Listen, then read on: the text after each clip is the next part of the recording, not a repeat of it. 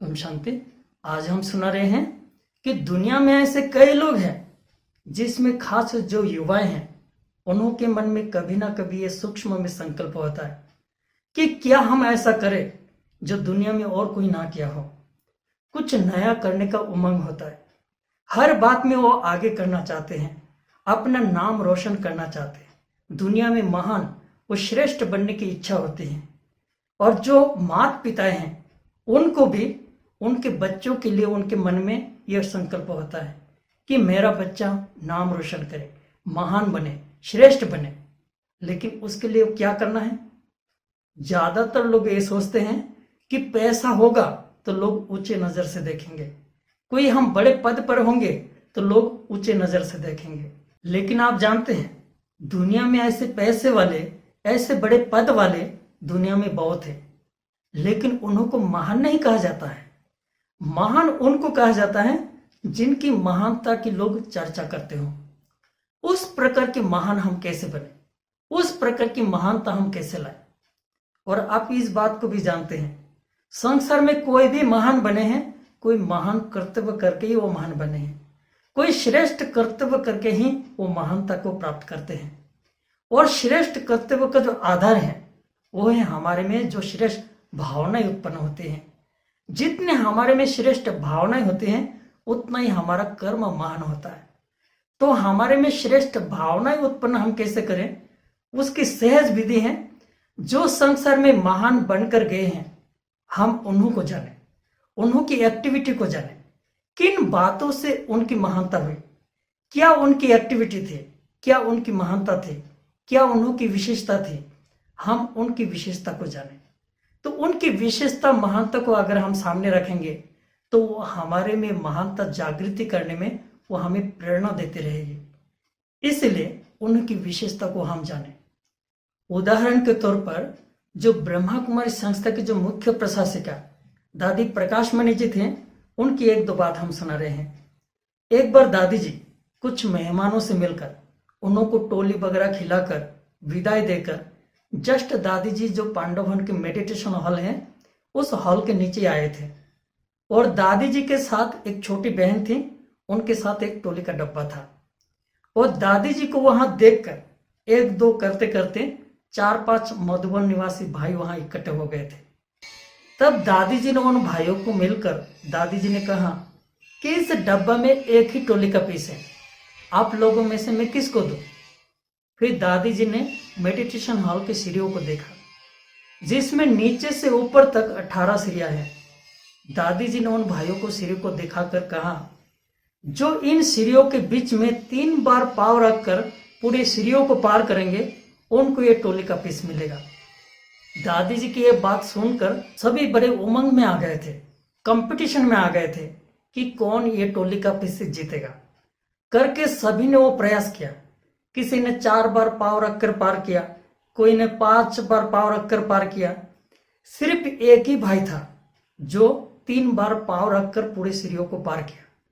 और जो 3 बार सीढ़ियों को पांव रखकर पार किया बड़े उमंग में, खुशी में आ गए थे कि हमने जीत लिया।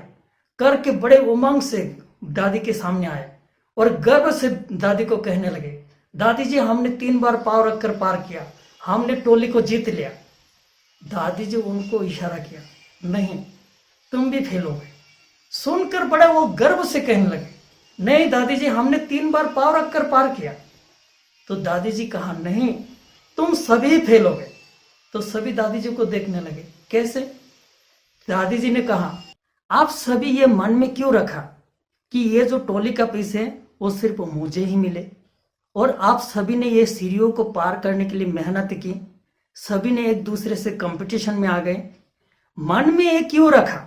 और दादी जी को ये क्यों नहीं कहा कि दादी जी कोई बात नहीं, एक ही टोली का पीस है और हम सबको थोड़ा थोड़ा बांट कर दे दीजिए। ये दादी जी को क्यों नहीं कहा? इसलिए आप सभी फेल हो गए। हालांकि उस डब्बे में पूरी टोली भरी हुई थी। बाद में हर को एक एक पीस टोली खिलाई।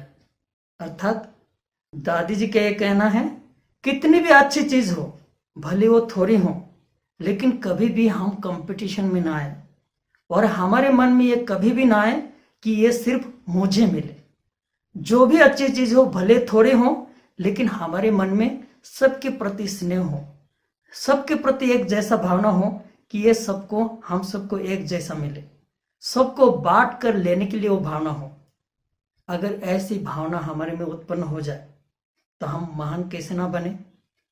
और दूसरी एक बात है कि पांडव भवन के पीछे गेट की तरफ, जो दूध डिपार्टमेंट से पीछे गेट तक पूरा ही ढलान है, और दूध डिपार्टमेंट के नीचे एक ट्रक खड़ा था, जिस कारण से माना ऐसी जगह पर ट्रक खड़ा था जो दूसरी गाड़ियों को आने जाने में दिक्कत हो रही थी, जिस गाड़ी को साइड करनी थी, लेकिन गाड़ी में चाबी थी, कोई ड्राइवर नहीं था।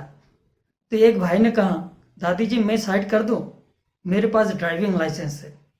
हालांकि उनको गाड़ी प्रॉपर चलाना नहीं आता था, लेकिन वो भाई, जैसे दादी ने स्वीकृति दी तो वो भाई गाड़ी में ट्रक पर चढ़ गया, और ट्रक पर चढ़कर जैसे उन्होंने स्टीयरिंग को हिलाया और सीधा गाड़ी न्यूट्रल में आकर आगे बढ़ गई, और आगे ऐसे आगे बढ़ी, 3-4 गाड़ियों को टकरा कर दीवारों को जाकर टकराया, दीवारों को टूटा, 3-4 गाड़ियों को नुकसान हुआ।